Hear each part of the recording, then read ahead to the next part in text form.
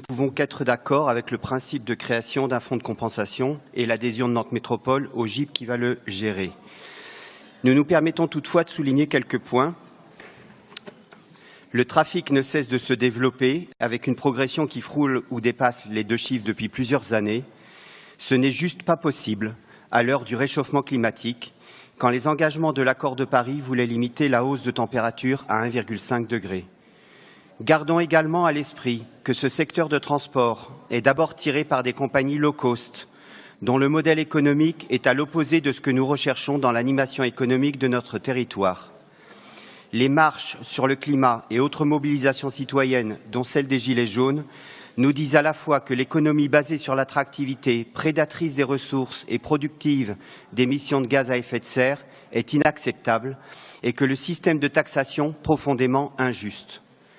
Même s'il n'est pas dans le mandat de la collectivité de gérer ces questions, nous devons sans cesse le rappeler avec force et faire ce qui est en notre pouvoir pour limiter cette fuite en avant.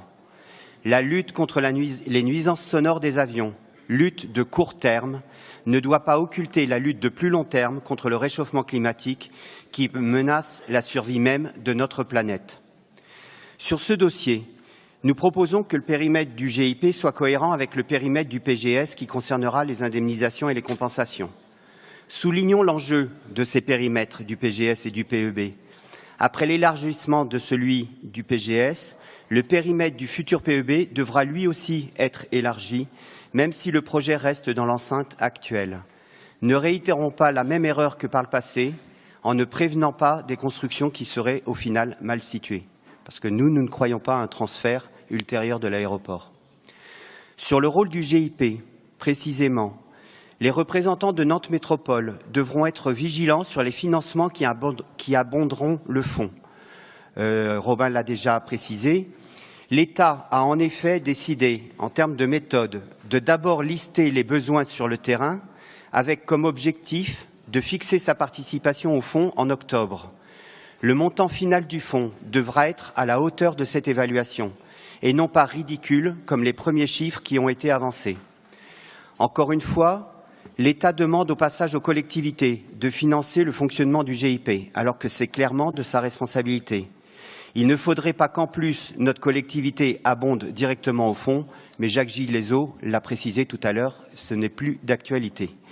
Nous proposons donc que notre Assemblée se positionne négativement sur ce point.